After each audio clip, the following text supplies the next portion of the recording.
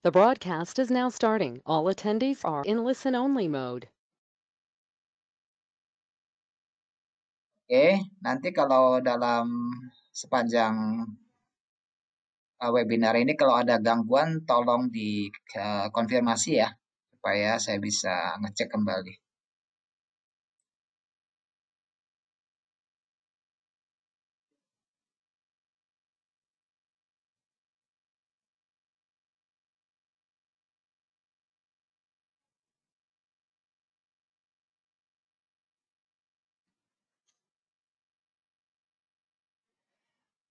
Baik, selamat malam teman-teman yang sudah hadir pada malam ini.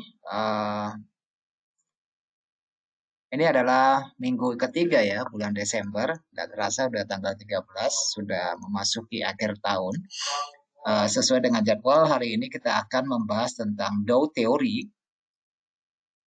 Ini merupakan materi yang mendasar sekali karena ini adalah cikal bakal dari analisa teknis. Dan teori ini sudah ratusan tahun ya, tetapi masih sangat relevan untuk diterapkan dalam transaksi hari ini.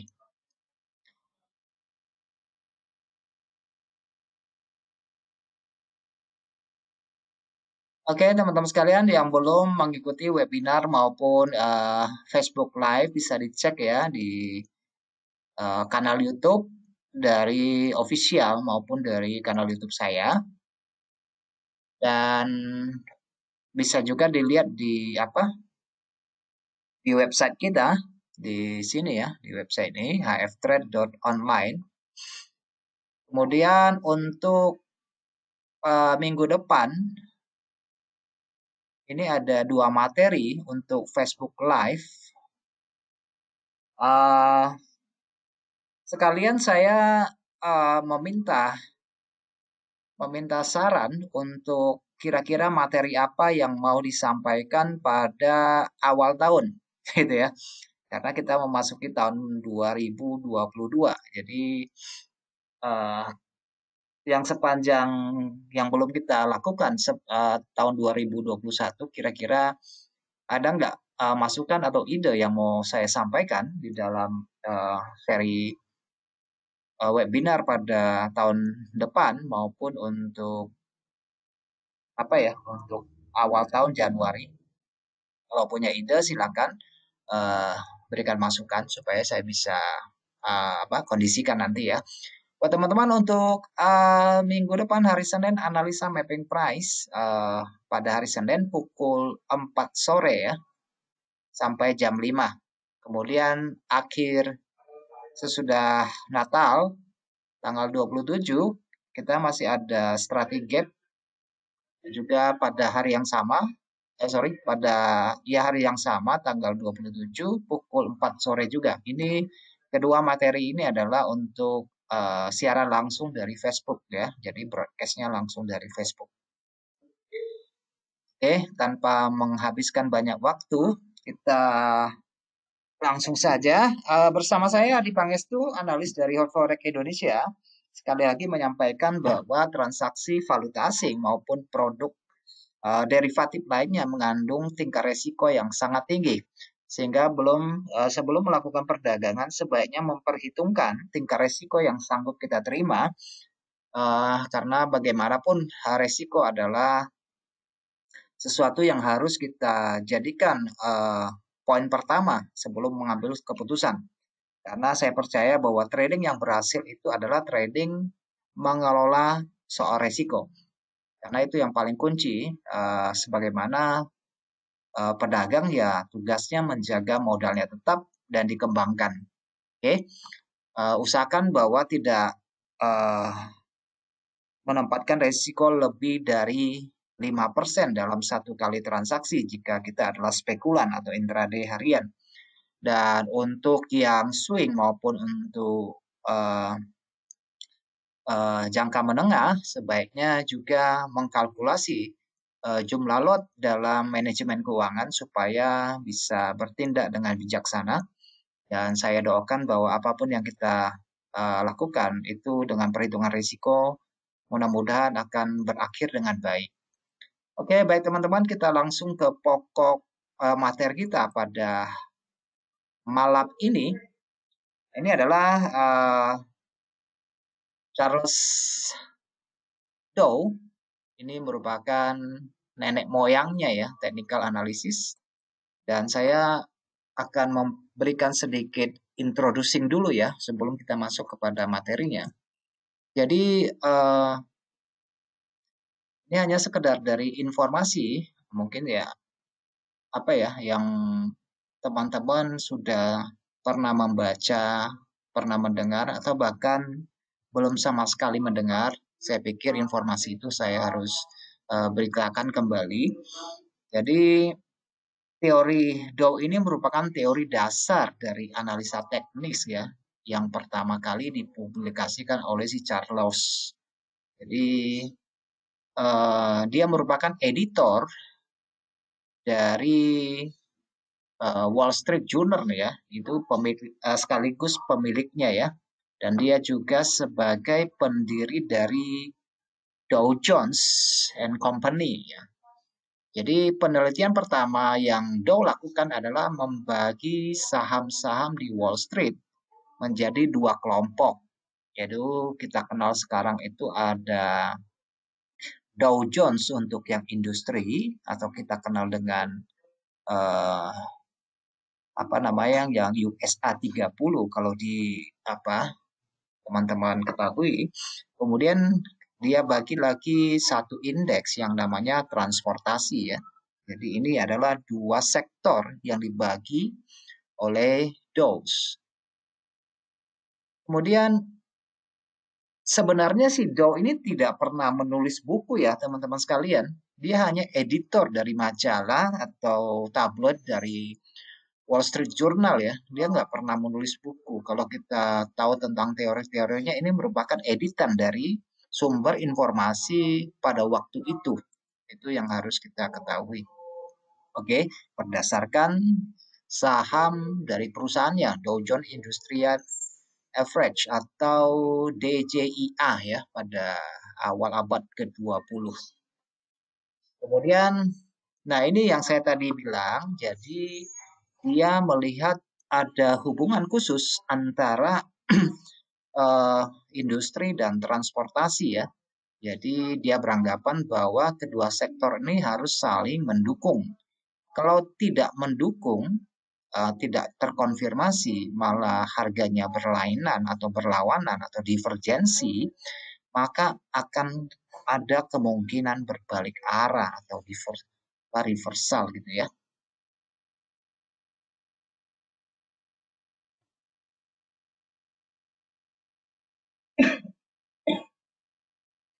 Oke, jadi perusahaan yang didirikan oleh Dow, yang kita kenal dengan Dow Jones and Corporation itu terdaftar di di perusahaan publik di NYSE ya, atau New York Stock Exchange dengan simbol sahamnya kalau teman-teman biasa mungkin lebih akrab dengan DJ atau DJIA ya. Cuma pada tahun 2007 sebelum krisis moneter yang dipicu oleh Lehman Brothers atau yang kita dengan mortgage krisis fundamental dari semua sisi yang meluluhlantakkan dari pada tahun 2007 2008 ya, kalau kita nggak salah itu ada puluhan bank dari Indonesia, kalau saya nggak salah ingat itu masih Menteri Keuangannya itu masih Mauri Muhammad ya, tahun 2008 yang ada berapa puluh bank yang ditutup. Oke, jadi pada tahun 2007 Dow Jones ini diakuisisi oleh salah satu konglomerat dari Australia, mungkin teman-teman juga tahu itu namanya Rupert Murdoch ya. Rupert Murdoch ini dari perusahaan New Corporation. Jadi dia itu Rupert Murdoch ini adalah orang terkaya versi Forbes pada menempati urutan yang ke-33 ya waktu itu. Sekarang saya nggak cek lagi nih di urutan keberapa. Oke, teman-teman sekalian, jadi pada bulan Juli tahun 84, Dow ini mempublikasikan stock market average atau yang kita kenal dengan indeks ya. Kalau di broker hot forex itu biasa disebut dengan USA 30. Itu merupakan Dow Jones yang pertama di dunia dengan komposisi dari harga penutupan 11 saham. Oke, yaitu dari 9 perusahaan kereta api dan 2 perusahaan manufacturer. Oke, jadi Dow Jones ini stock market average ini sering digunakan sebagai barometer pada umumnya ya. Selain kita kenal dengan stok dari industri, juga dari teknologi untuk saat ini, yaitu Nasdaq, juga Standard & Poor's 500 itu yang dijadikan barometer untuk kesehatan ekonomi Amerika. Pada umumnya seperti itu ya. Dan tahun 1897 itu yang sudah saya katakan ini terbagi menjadi dua ya, yaitu DJIA dan DJTA, yaitu bagian industri dan apa ya, dan oke, screen-nya nggak nampak ya. Asik sih. Bentar-bentar ya, saya cek dulu ya.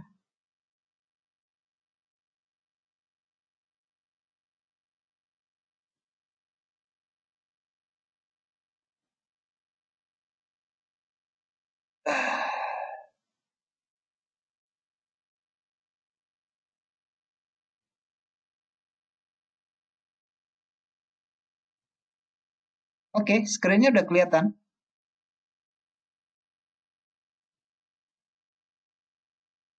Oke. Sorry. Terima kasih ya sudah kasih informasi. Itu yang saya perlukan kalau misalnya ada gangguan. Oke, jadi ini ada dua jenis stok saham ya dari gabungan dari. Nah, yang kita kenal saat ini yang paling umum adalah Dow Jones Industry ya, yang lebih terkenal dibandingkan dengan transportasi. Ya, transportasi juga terkenal dan itu merupakan dua stok indeks yang saling berkaitan. Cuma selama masa pandemi ya kita tahu ya. Untuk pesawat terbang dan segala macam pengangkutan tersendat segala macam memang agak bertolak belakang dengan teknologi yang dipakai pada musim pandemi ini. Jadi agak-agak berbeda sedikit, tapi nanti saya akan perlihatkan juga perbedaannya. Oke, nah tahun 1928 itu anggota Industrial Index itu berkembang menjadi 3 perusahaan. Jadi yang tergabung di dalam Dow Jones 30 itu 30 perusahaan ya yang bertahan sampai dengan hari ini ya teman-teman sekalian. Dan yang paling paling tua itu adalah perusahaan yang didirikan oleh Thomas Alva Edison yang menemukan listrik. Katanya dia menemukan listrik bola lampu ya. Tapi ya rumor mengatakan bahwa sebenarnya dia minta tolong sama si Tesla untuk apa? Untuk formulanya ya. Cuma dia klaim aja. Oke, jadi itu adalah perusahaan yang didirikan oleh Thomas Alva Edison yang teman-teman kenal dengan General Electric atau GE itu yang paling lama. Kemudian ada Chevron, perusahaan minyak. Kemudian adalah Bank of America ya, BOA. Itu yang masih bertahan sampai dengan hari ini. Jadi ya umurnya sudah sangat lama sekali ya. Nah, kalau di Indonesia ya kita kenalnya IHSG ya teman-teman sekalian, Indeks Harga Saham Gabungan. Kemudian ada Bursa Efek Indonesia, tapi yang terdapat Indeks LQ45, kemudian ada Indeks Sektoral, kemudian ada JII, Jakarta Islam Index, dan Kompas 100 Index. Oke, itu semuanya merupakan IHSG. Saya memang menceritakan tentang saham dulu, karena nanti pada ujungnya kita akan masuk ke forex ya. Tapi ini sangat relevansinya sangat diperlukan juga di dalam melihat grafik pada forex. Oke. Baik teman-teman sekalian, nah ini yang saya maksudkan di sini ada dua gambar, yaitu indeks Dow Jones yang atas ini adalah transportasi, yang bawah adalah industri. Nah, industri yang itu yang 30 perusahaan yang kita kenal dengan USA 30. Nah, pada masa pandemi teman-teman bisa ngecek transportasi di sini mengalami apa namanya eh, divergensi terhadap eh, industri, di mana industri di sini sebelum pandemi ini harga naik terus industri. Tetapi pada transportasi mulai memberikan signal ya, terjadi divergensi. Dan kita tidak tahu ini apakah settingan atau gimana. Tapi ya pada bulan 2 pecah pandemi, kita nggak tahu ya. Pada bulan 2 itu pecah pandeminya. Pecah sampai ke Eropa ya, waktu itu ke Spanyol dan Italia. Nah, di sini terjadi divergensi yang dikatakan oleh Dow bahwa kalau tidak sinkron kedua aset ini, maka akan terjadi perubahan tren. Nah, sekarang kita lihat dari industri, ini mulai mandek nih. Oke, industri mulai mandek di sini. Sedangkan kemarin karena ada pembukaan eh, penerbangan, ternyata ancaman dari Omikron itu tidak terlalu membahayakan. Memang dari segi penularannya itu lumayan besar, tapi tidak memberikan resiko yang besar ya. Meskipun kita mendengar dari perusahaan-perusahaan farmasi mengatakan bahwa kita membutuhkan 3 kali, 4 kali, bahkan ada yang ngomong 5 kali untuk vaksin dari Omikron. Tapi saya pikir mereka juga jualan kali ya. Oke, ini dengan diizinkan penerbangan Boeing kemarin juga pesanan dari Boeing kita lihat di sini terjadi transportasi menanjak tiba-tiba. Nah, sebenarnya ini sangat mengherankan ketika limpahan likuiditas di pasar dari bantuan stimulus segala macam harga naik. Tetapi kita perhatikan sebenarnya transportasi itu nggak jalan gitu ya. Jadi orang hanya membeli nilainya. Maka di sini kita melihat bahwa ada kelebihan nilai atau over value. Dan ini marketnya sedang bubble ya, sedang bergelembung. Kenyataannya tidak seperti itu. Gitu loh. Jadi ya mesti hati-hati untuk yang transaksi Dow Jones ya. Nah, perubahan bisa terjadi apabila angin-anginnya ini kan mau kurangi stimulus maupun untuk kenaikan suku bunga untuk tahun 2022 direncanakan 2 sampai 3 kali ya. Karena sekarang ini yang seperti teman-teman ketahui inflasinya menguat dengan tajam sekali. Dari laporan hari Jumat juga kita melihat inflasi Amerika sangat tinggi sekali. Kenapa tinggi? Karena memang membaiknya pemulihan ekonomi meningkatkan permintaan. Sedangkan untuk masalah distribusi maupun rantai pasokan itu saling tumpang tindih akibat dari pemberlakuan lockdown itu semua pelabuhan itu belum normal. Supir-supir truk itu belum bekerja maksimal ya, apalagi khususnya untuk Inggris juga kita lihat karena ada Brexit banyak yang rata-rata supir truknya dari Eropa bagian timur maupun bagian utara itu tidak bekerja. Oke, itu hanya intermezzo untuk satu masukan aja. Oke, teman-teman sekalian, itu yang saya maksudkan. Sekarang kita lihat ini ada seseorang yang namanya Martin Pring. Nah, Martin Pring ini adalah orang yang meriset teori Dawes ini, ya. Yang meriset teori Dawes ini. Jadi, meskipun bukan hanya dia sendiri ya teman-teman, ada beberapa orang yang melakukan melakukan riset. Nah, menurut Pring ini kalau kita menginvestasikan $44 pada tahun 1977 dan hingga 1981 kita akan mendapatkan keuntungan sekitar 18.000 kalau berdasarkan teori Dow.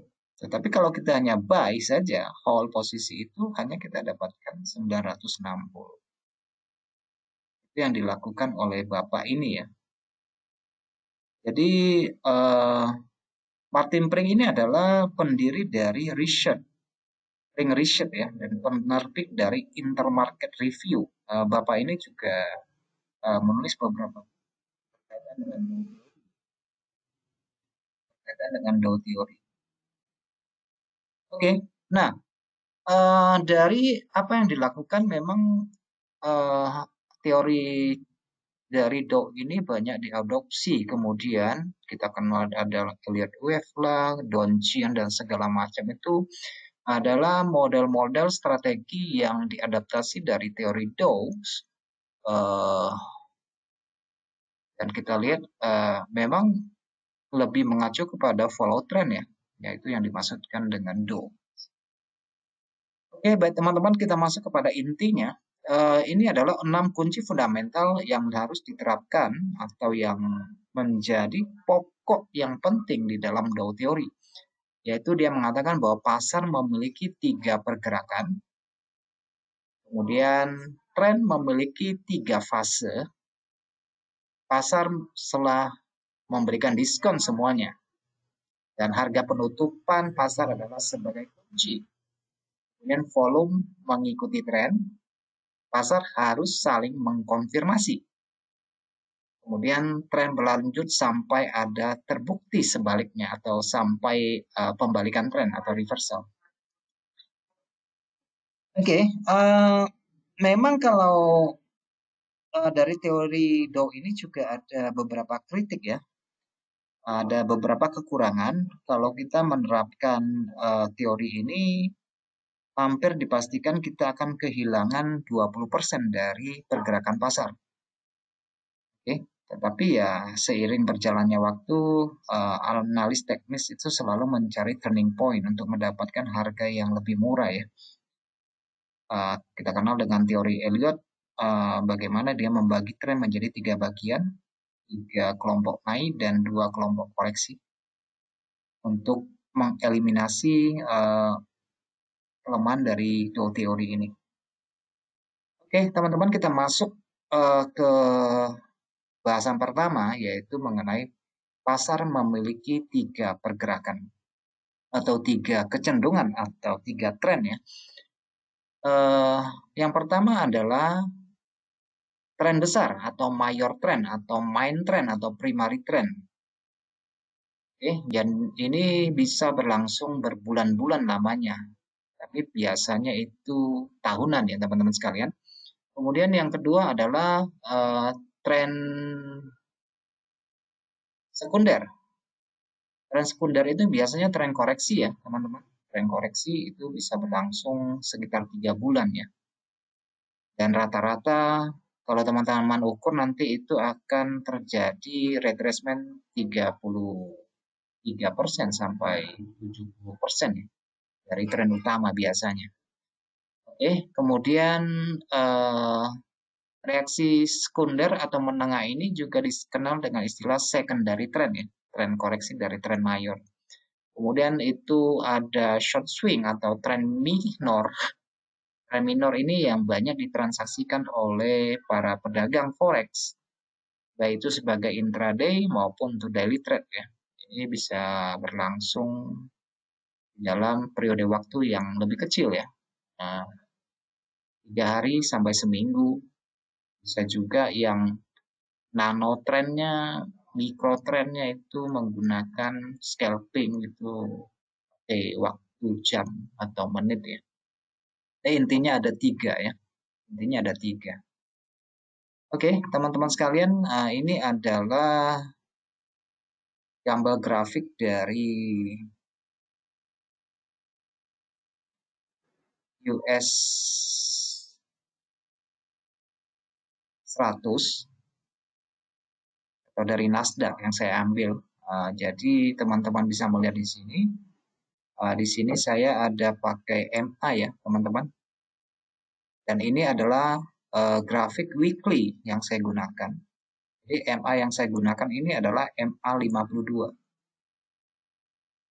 52 minggu itu artinya setahun ya. 52 minggu. Teman-teman juga punya pilihan yang lain. Jadi anggapan saya kalau ini main trennya, teman-teman bisa lihat rata-rata harga bergerak di atas MA 52 atau 52 minggu atau 1 tahun itu menjadi main trendnya. Teman-teman juga bisa lihat di sini ada secondary-nya. Ini adalah secondary trend. Secondary trend. Sebenarnya secondary trend ya. Nah, ini adalah pasca pandemi, krisis, di mana orang banyak melikuidasi saham untuk menutupi kerugian. Kemudian pada bulan akhir ya, bulan 3 itu peluncuran stimulus dari bank sentralnya Amerika, di mana terjadi banyak sekali likuiditas yang melimpah di pasar, kemudian harga saham mulai bangkit. Sampai dengan hari ini membentuk harga tertinggi bersejarah. Dan di dalam secondary trend ini terdapat minor trend ya, teman-teman sekalian, mungkin di time frame yang lebih kecil, entah di daily atau di 4 jam atau 1 jam. Nah, di dalam sebenarnya selalu terdapat micro trend ya, setiap minggu, setiap apa selalu ada micro trend itu yang bisa kita manfaatkan untuk trading harian sebenarnya. Oke, lanjut teman-teman sekalian. Yang kedua yaitu tren memiliki 3 fase, yaitu fase akumulasi, fase partisipasi, dan fase distribusi. Oke, fase akumulasi, fase partisipasi, dan distribusi.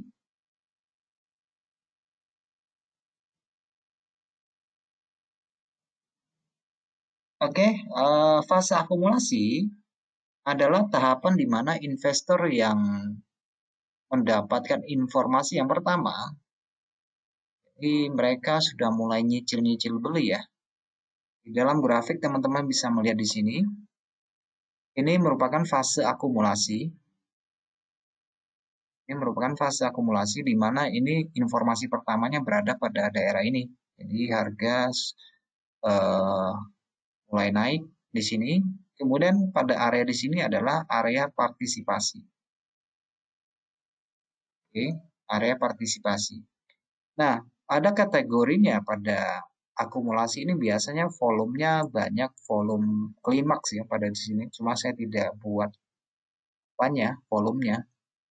Nah, fase distribusi ini, fase partisipasi ini biasanya orang luar, investor itu sudah mulai mendapatkan informasi, mengetahui apa yang dilakukan oleh orang-orang dalamnya dari perusahaan tersebut pada umumnya ya, di fase pertama. Jadi mereka mulai mengikuti, mengikuti arus, mulai membeli. Nah, biasanya di sini pada tahap partisipasi ini terjadi tingkat volume yang sangat besar sekali pada area ini, banyak volumenya tinggi-tinggi. Dan ini biasanya awal dari perjalanan tren ya, karena sudah keluar dari fase akumulasi. Sedangkan pada bagian atas ini adalah fase distribusi, di mana orang sudah mulai melepas posisi-posisi yang ada. Oke, dan hal ini akan kita temukan juga di pasar forex. Hal yang sama juga berlaku. Kemudian selanjutnya kalau kita lihat dari 3 fase ini, mungkin saya nanti di dalam chatnya saya akan jelaskan lebih referensi ya. Jadi kita masuk ke dalam base-nya dulu ya, teman-teman. Oke. Nah, yang ketiga adalah pasar sudah memberi diskon ya, dan harga penutupan akan menggambarkan siapa yang berkuasa, siapa yang mendominasi pasar. Jadi semua berita sudah diserap, jadi dia tidak terlalu peduli dengan fundamental, persetan dengan fundamental, yang penting teknikal ya, dasarnya kira-kira begitu ya. Oke, jadi lebih baik mempelajari perbandingan harga daripada membaca berita, memeriksa neraca perusahaan dan segala macam. Oke, jadi ya teknikal sudah menyederhanakan apa yang sebenarnya terjadi di pasar. Kira-kira begitu. Ya, tapi ya tidak berarti bahwa fundamental itu juga nggak perlu ya. Itu perlu juga. Oke. Nah, ini kebanyakan teori ya, tetapi ya nanti saya selipkan. Sebenarnya ini materinya nggak bisa diselesaikan dengan satu sesi webinar. Kalau ada kesempatan di lain waktu akan saya coba utarakan kembali lebih spesifik.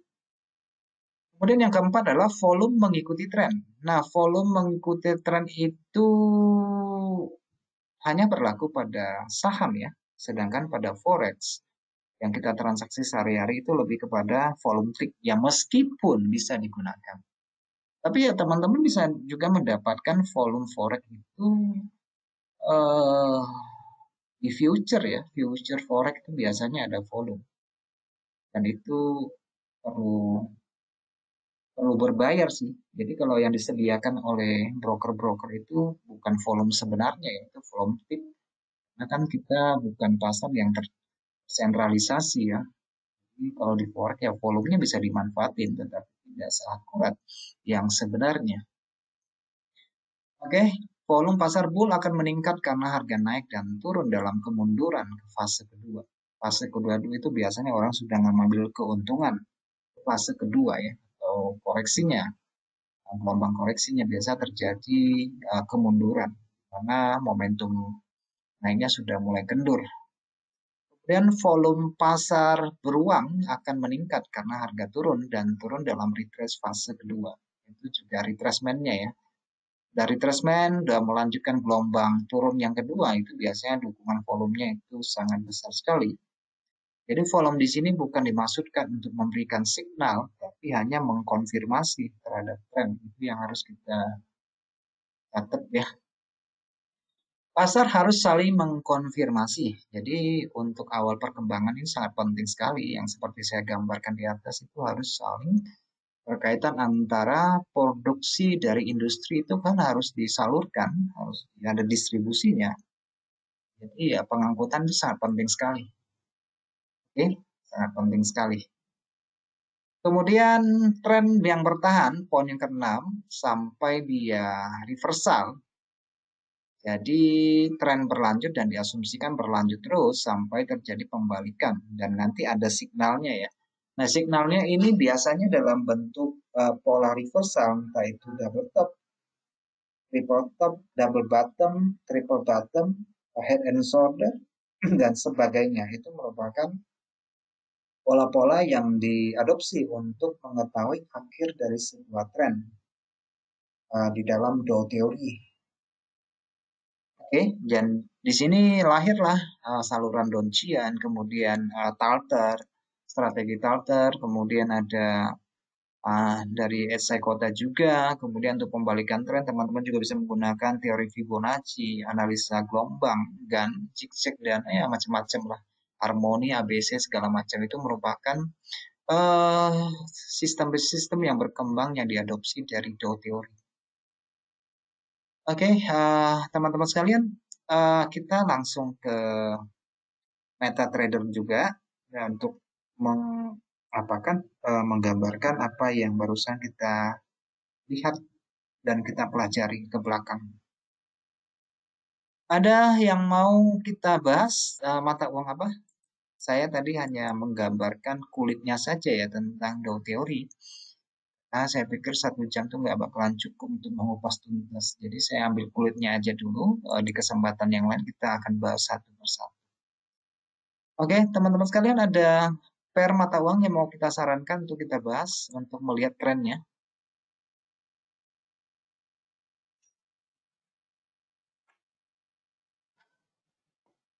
Kalian ada yang mau ditanyakan, silakan.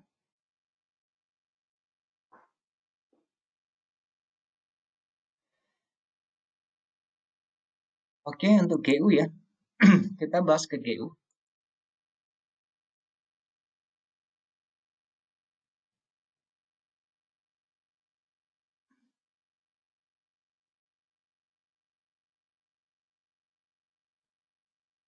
GU sama AU. Oke. Ya, saya pikir kita tidak melihat kepada apa ya, tidak melihat kepada time frame yang sangat besar sekali seperti monthly, tetapi ya perlu teman-teman ketahui bahwa Kalau saya memasukkan indikator misalnya moving average yang sangat simpel sekali 52 minggu yang saya gunakan di sini. 52 minggu berarti 1 tahun ya teman-teman sekalian. Apabila harga sudah berada di bawah atau di atas MA ini, simplinya ya, sederhananya, ini tren itu GU memasuki tren mayornya ya. Main trennya itu tren turun. Teman-teman bisa cek ini main trennya adalah tren turun. Kita lihat tarik di sini main tren dari GU itu sebenarnya tren turun. Dan ini resisten juga belum lepas di sini. Cek di sini resisten juga belum lepas. Jadi secara main trennya ini bisa berlangsung tahunan ya. Kalau kita cek di sini ini sudah berlangsung berapa tahun ya dari masa krisis moneter 2008 sampai sekarang ini sudah puluhan tahun ya, hampir 2 dekade.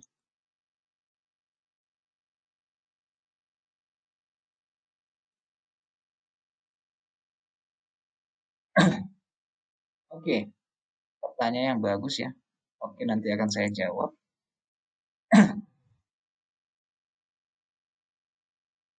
Jadi untuk GEO sendiri kalau main trennya ini adalah tren turun ya. Dan kita memperoleh beberapa tren di sini ada ini adalah secondary trend atau tren korektif. Oke, ini adalah tren korektif. Teman-teman bisa gunakan MA2052 untuk 1 tahun atau teman-teman mungkin lebih suka menggunakan MA26. Ini hanya membantu deteksi tren saja ya, bukan alat yang kita gunakan. Ini hanya simplinya aja. Kalau teman-teman menggunakan 26 berarti ini adalah setengah tahun untuk main trennya ya. Kalau kita gunakan 52 berarti ya 1 tahun. Nah, kalau teman-teman cek di sini sudah terjadi perpotongan antara yang setengah tahun sama yang 1 tahun. Iya, teman-teman bisa simpulkan sendiri ini tren GU-nya ini lagi tren naik atau tren turun. Oke, secara main trennya ya bisa disimpulkan ini trennya lagi naik atau naik turun. Apa simpelnya ya lihat aja crossingannya ya golden cross dan dead cross-nya itu menggambarkan tren besar yang ingin kita lihat di sini. Jadi kalau dari GU ini sendiri kita lihat ini trennya lagi tren turun nih. Oke, tren turun kira-kira jatuhnya sudah berapa? Mungkin sekitar 38% yang kita lihat. Uh, yang naik ini adalah secondary trend dari tren mayornya ya teman-teman sekalian. Oke, sudah jatuhnya di 32,8 di sini. Nah, kalau kita gunakan waktu yang lebih kecil untuk mendapatkan secondary trendnya, sekarang harga kembali ke tren awal, tren besarnya ya, yaitu tren turun. Nah, di dalam secondary trend itu terdapat pola yang sama sebenarnya kalau kita mau cerita ya, cuma ya namanya ini teknikal awal ya, kita bahas topiknya seperti itu, tetapi ya mungkin kita tidak terlalu melihat sampai jauh-jauh sekali untuk Nah, kalau kita bicara Dow teori itu kan lebih cenderung kepada saham ya, sekalian. Oke, kita cek aja. Simplinya kalau kita menggunakan wave curve, forkliftnya ya, uh, trennya ini sebenarnya ini hanya untuk trennya aja. Jadi dalam beberapa hal untuk saat ini ya, mungkin zaman dulu ini sangat sangat populer juga untuk uh, apa ya untuk menggunakan trendline-trendline seperti ini.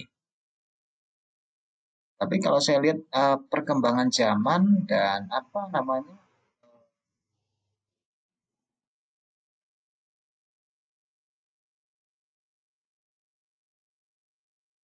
ini kadang-kadang nggak bisa diadopsi pada market forex seperti ini ya.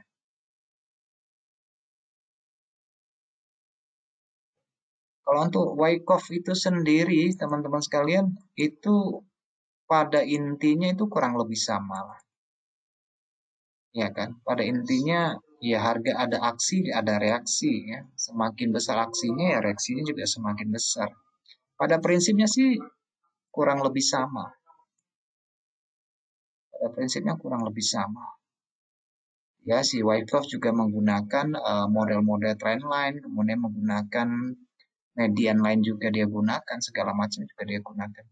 Tapi intinya ya lebih cenderung ke harga saham. Cuma kita bagaimana mengadopsinya ke pasar forex itu yang akan kita perhatikan untuk saat ini.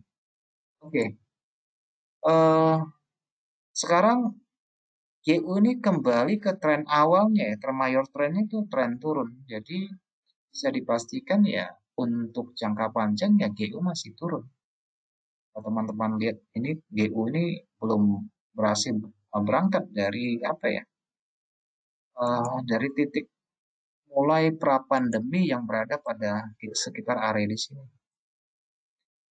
Kalau untuk jangka panjang sih ya, untuk bulan kuartal pertama di tahun depan, saya saya kalau buat saya pribadi sih mungkin ya namanya harga kan tidak mungkin dia melorot terus ya.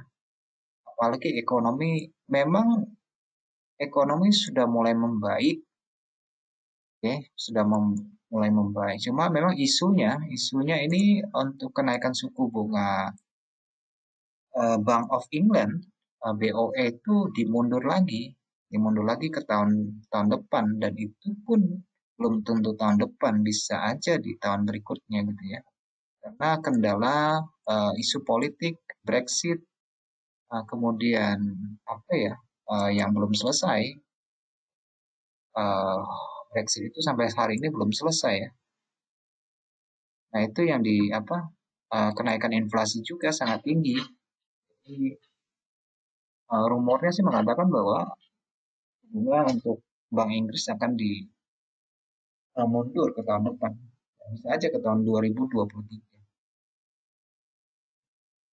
Nah, secara teknik dari GU ini masih turun ya. Tapi kalau secara intraday sih saya memang lebih cenderung mengharapkan bahwa harga akan terjadi retracement pada area di sini.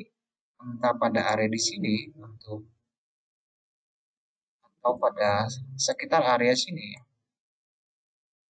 Antara dua tempat ini ya. Yang saya pengennya sih begitu. Oke, dari berdasarkan apa ya?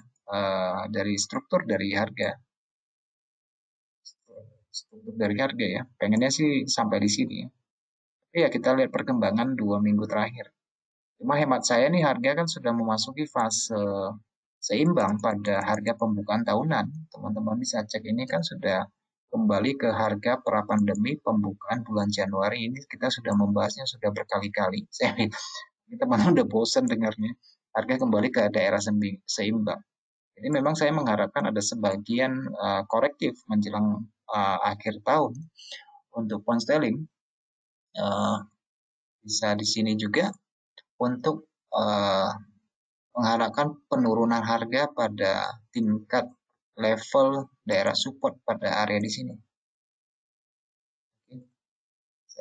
Saya mengharapkan sih bisa sampai di daerah sini, entah bulan Januari, Februari, area di sini. Oke, nah, teman-teman bisa cek dari strukturnya itu memang membentuk 3 gelombang turun yang signifikan. Oke, dari neckline-nya di sini, open tahunan dia sendiri di sini, harga tengahnya kalau teman-teman tarik kira-kira karena turunnya sudah 38% dari total kenaikan dan saya juga mengibaratkan kenaikan ini sebagai retracement untuk sekitar 27 atau 38% itu layak untuk mengambil posisi turun kan. Nah, struktur dari gelombangnya itu kan tidak mungkin berbalik arah dengan cepat. Jadi kira-kira di daerah sini atau daerah sini bisa menahan posisi untuk turun. Dan teman-teman kalau cek di sini daerah support juga, ini daerah seimbang di sini, jadi mungkin lumayan besar kansnya ya untuk ambil posisi ke sisi bawah pada area di sini. Oke, nah untuk Aussie sendiri,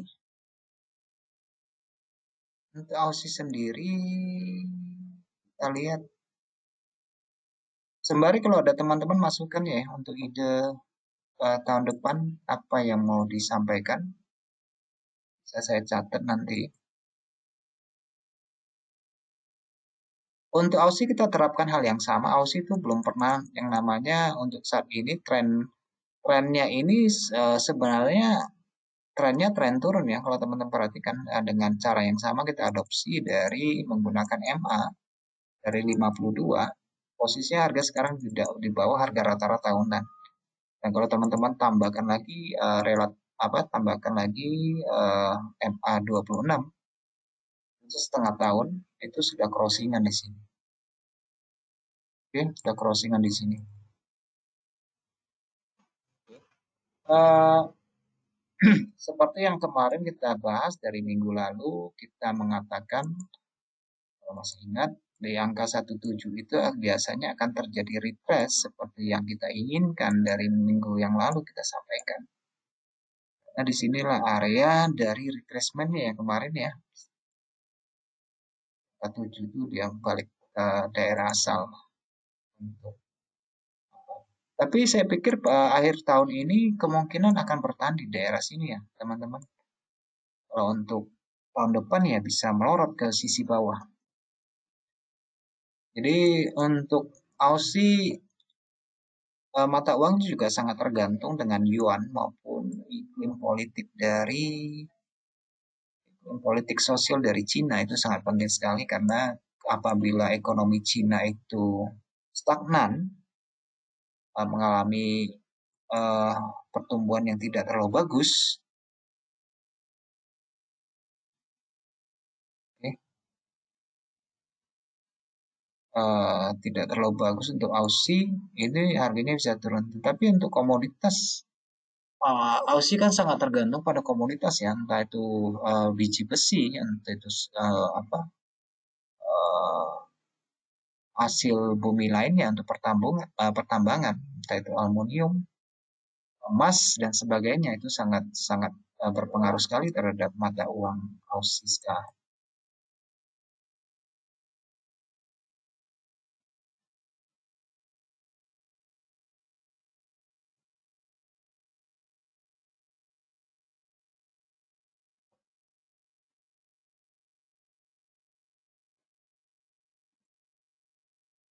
Oke, untuk Aussie ini kalau kita lihat secara trennya tren turun ya teman-teman sekalian.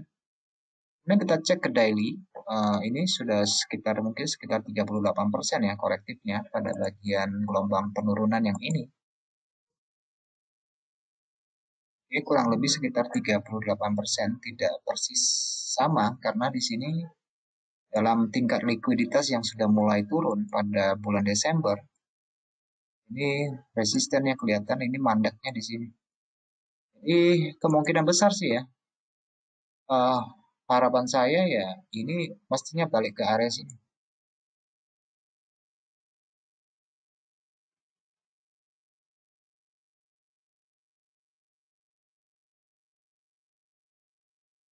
Harusnya ini juga ke bawah situ.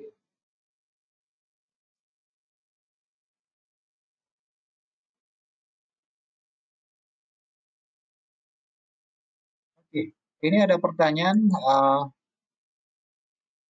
untuk volume analis. Udah pernah saya bahas sih ya,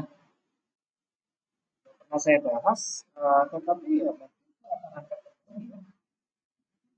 secara,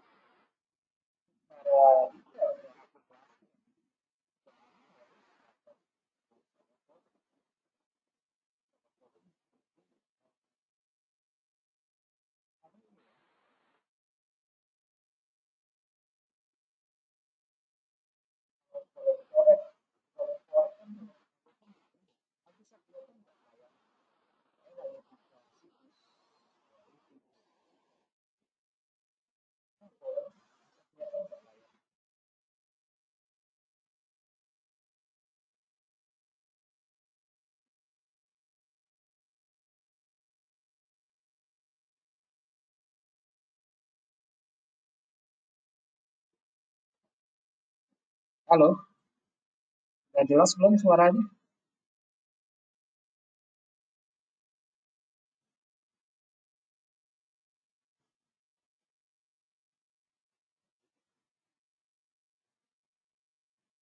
Oke,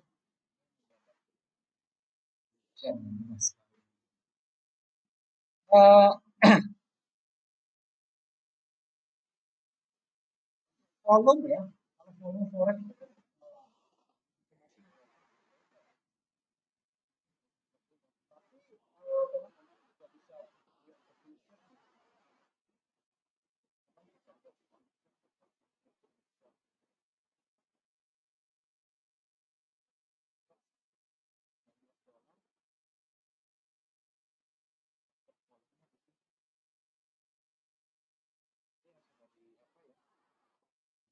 bisa lihat apa sentimen pasar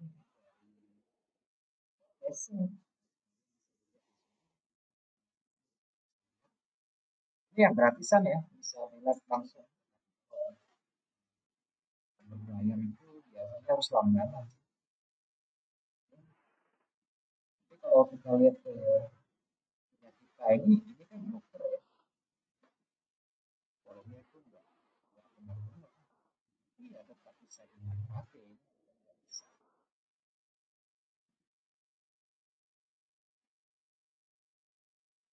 Sebenarnya pemanfaatan volume trade itu juga sangat bagus ya. Saya hanya jelaskan sedikit aja. Volume sebenarnya ya sangat digunakan sebenarnya. Apalagi untuk scalping, untuk intradis, volumenya harus gede.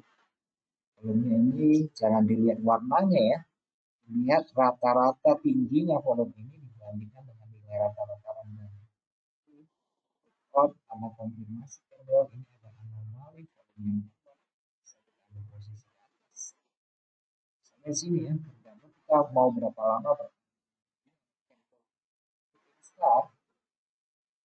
Memang volume kecil gitu ya, harga turun.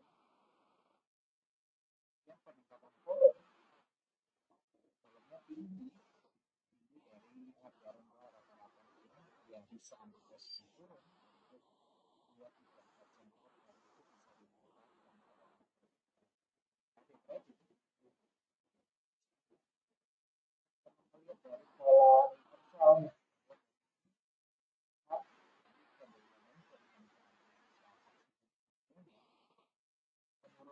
Ini kemudian ada kenaikan volume konsolidasi price action.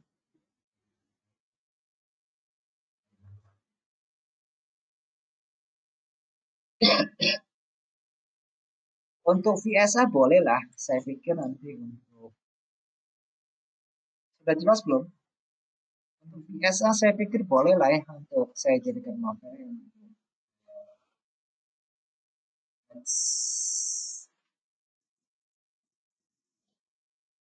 webinar yang akan datang, bisa dijadikan rujukan juga.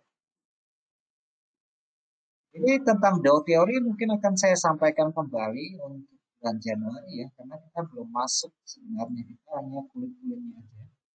Kita akan membahas tentang pembalikan tren, tentang high low, high low, masuk ke dalam sistemnya nanti. Jadi saya ini adalah untuk introducing dulu ya, untuk perkenalan dulu teori Dow itu seperti apa.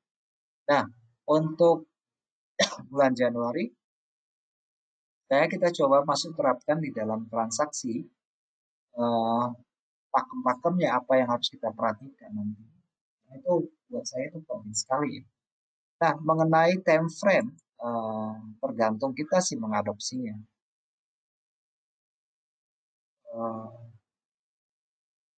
Tergantung dari kepentingan-kepentingan kita ya. Kepentingan-kepentingan kita. Kalau untuk masalah time frame sih sebenarnya saya tidak terlalu mempermasalahkan. Teman-teman menggunakan time frame 30 menit, 1 jam, 4 jam, 6 jam, 8 jam, 12 jam. Pada prinsipnya itu harus kita sesuaikan dengan kepentingan kita di pasar. Maksud saya ya kita cocokkan aja sih sebenarnya. Cocokkan aja dengan ritme kepentingan kita mau berapa lama di pasar. Oke. Di samping itu teman-teman tadi saya sudah memberikan MA 26 dan MA 52 ya untuk tren besarnya. Tetapi apakah MA itu juga berlaku? Misalnya kalau kita gunakan untuk time frame kecil, ya buat saya itu tetap berlaku karena itu kan rata-rata pergerakan, rata-rata pergerakan. Nah, kalau teman-teman cek di sini dari apa ya, dari grafik saya ada garis ya, ada dua garis. Ini sebenarnya ini adalah indikator MACD, indikator MACD biasa ya, konvergensi dan divergensi ini untuk crossing zero-nya. Nah, dari sini adalah CCI 50 yang saya gunakan. Ini masih di ukuran standar. Jadi nanti tampilannya akan seperti ini. Ini di CCI, coba dia sudah ada di saya juga pakai bantuan seperti ini melihat pergerakan tren.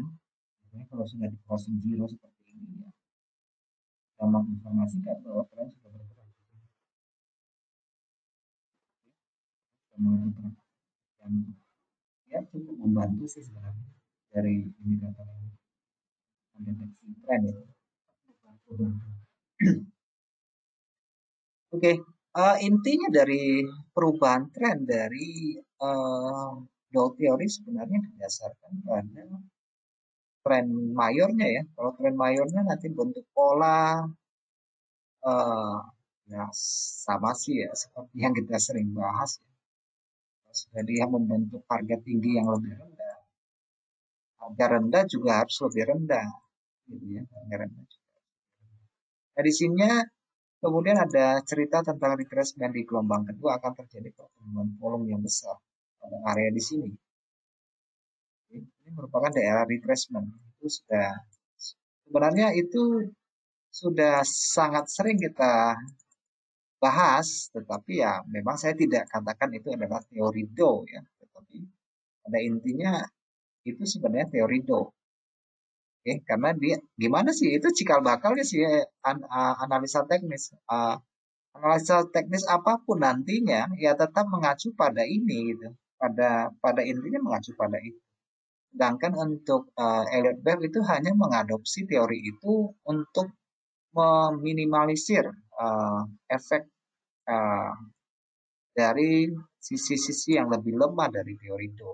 Hanya untuk membantu aja. Intinya seperti itu, pergeseran minat dan harga diskon. Nah, itu harga diskon kan begitu ya. Harga diskon ya, harga diskon yang sering saya bilang itu diskon. Itu yang kita cari supaya kita tidak terlalu agresif. Begitu breakout kita sell ya. Kalau kita breakout kita sell itu biasanya posisi yang tidak bisa bertahan karena harga akan balik lagi. Itu yang sering mengurangi profit dan juga apa bisa kembali kena stop loss. Tapi kalau kita menunggu diskon harga itu biasanya adalah posisi yang bisa di hold waktu yang lebih panjang. Oke. Nah untuk Aussie sendiri teman-teman ini sudah ini daerah nol ya, ini daerah nol yang teman-teman bisa lihat. Kalau misalnya kalau saya pakai MACD teman-teman bisa cek di sini. Standar aja saya lihat ini sudah memasuki sisi birisnya ya. Siklus ya, MACD saya gunakan untuk siklus perubahan tren. Ini sudah daerah jual, jadi cenderung untuk melemah untuk Aussie.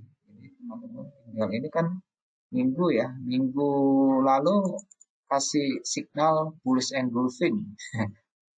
Jadi jangan terlalu di apa ya, tergantung konteksnya nanti ya. Nah, harga sekarang ini lagi apa membentuk base. Jadi nanti bisa aja begini, bisa juga begini, tergantung apa yang terjadi di sini nanti. Nah, disesuaikan dengan kepentingan teman-teman sekalian. Tapi kalau saya lihat, saya kan pada umumnya menggunakan 4 jam ya. Kalau saya lihat di sini, ini sudah break struktur. Jadi ya kembali ke area di sini bisa short jangka pendek, jangka pendek. Tetapi kalau misalnya nanti dia break pada bagian atas, ya di sini bisa ambil posisi ke atas, tapi ya kecenderungannya tetap ke sisi bawah ya, dengan apa ya? Kalau untuk panjang untuk swing sih lebih cocok ke sisi bawah. Kita lihat konteksnya di sini juga sudah yang sudah kita bahas pada minggu yang.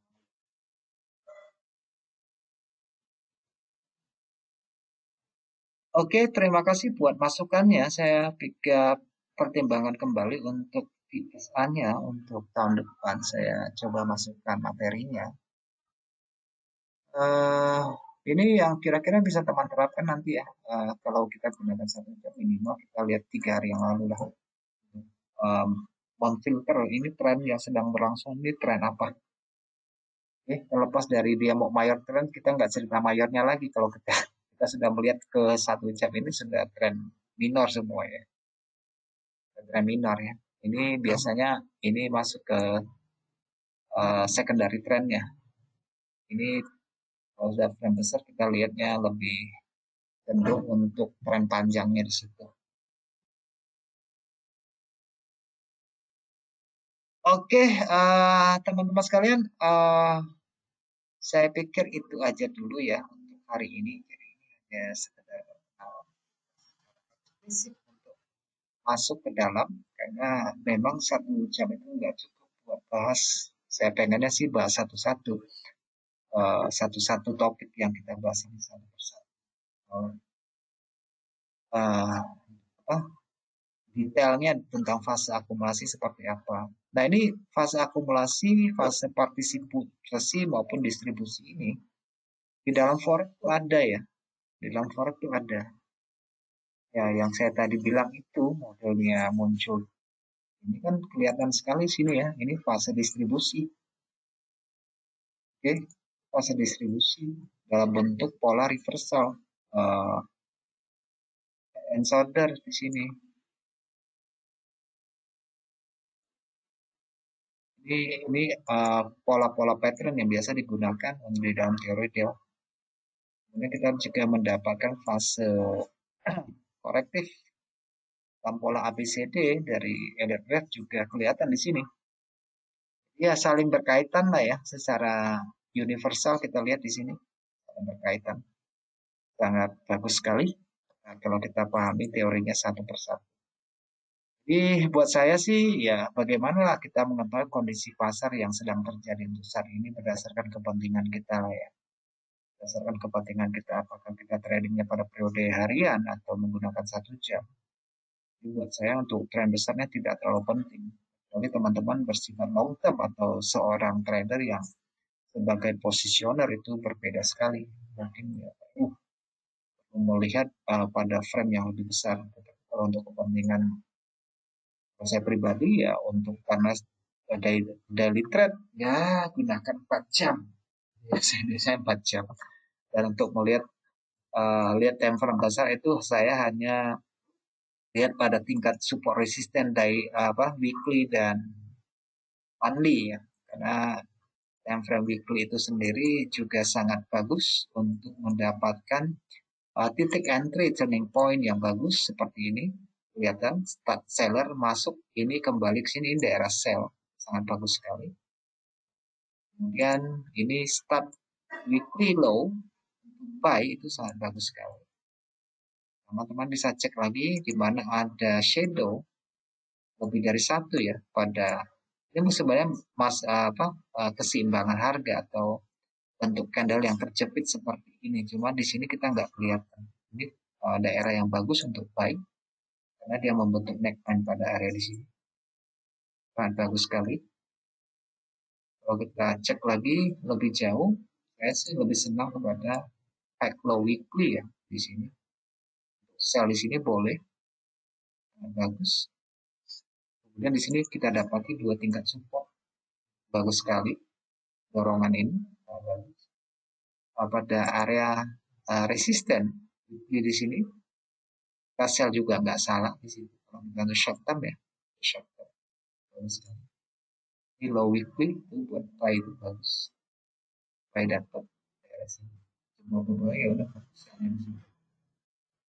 Oke, saya pikir cukup ya teman-teman sekalian. Ada yang perlu saya tambahkan?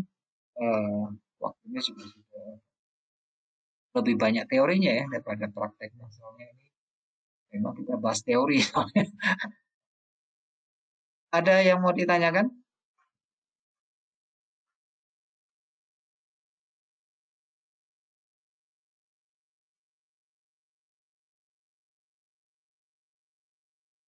Oke, saya pikir cukup apa lah ya, cukup perkenalan cukup ya, walaupun tidak maksimal karena keterbatasan waktu.